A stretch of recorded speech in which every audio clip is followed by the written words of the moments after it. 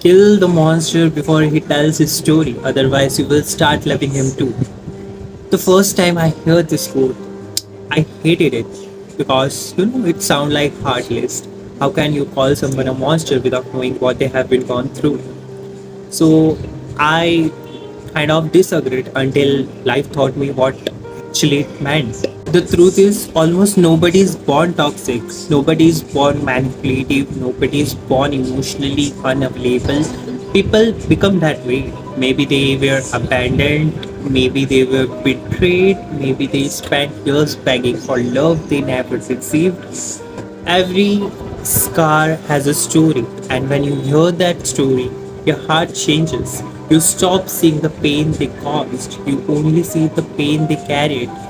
And that's how it becomes. You excuse the disrespect, you forgive the lies, you ignore the manipulation, not because it's okay, but because you understand where it comes from.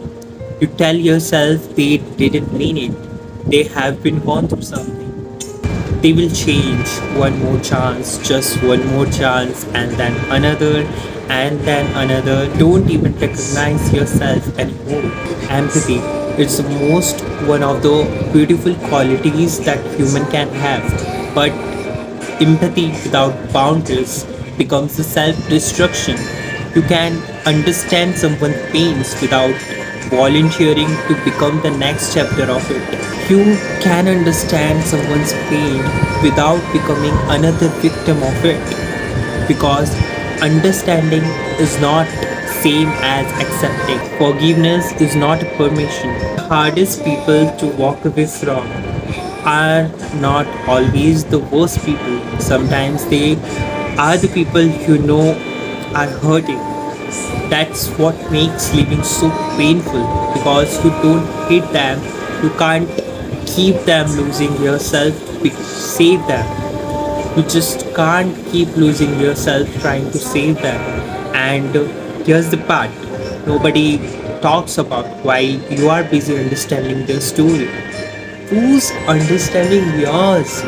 Who's noticing that you are carrying yourself to sleep? Who's seeing how exhausted you have become? Who's asking how much you have sacrificed? Sometimes the person who needs most compassion is you. I used to believe love meant staying. Now I think real love also knows when to leave. Not out of fear, not out of anger, no out of revenge, but out of respect for your own peace. Some people will heal, some won't. But healing is a choice that only they can make. It is not your responsibility to carry someone who refuses to walk. So when you hear kill the monster before he tells his story, I don't think it means stop listening. I don't think it means stop caring. I think it means don't let someone's tragic past convince you to ignore the damage they are causing in your present. Listen without compassion, love with honesty, forgive if you have to, but never ever abandon yourself just because someone else's pain made you feel guilty for protecting your own. Because one day you will realize something. The monster wasn't only the person in front of you. Sometimes it was the version of yours that kept sacrificing its own peace, hoping love alone could fix someone who never wanted to change. And if this message reached you at the right time, maybe this isn't a sign to give up on people. Maybe it's finally time to stop giving up on yourself. Hope you understand what I am trying to say. So, if you find something relatable, I just hope you heal from all the things you are carrying. So, take care. Bye bye.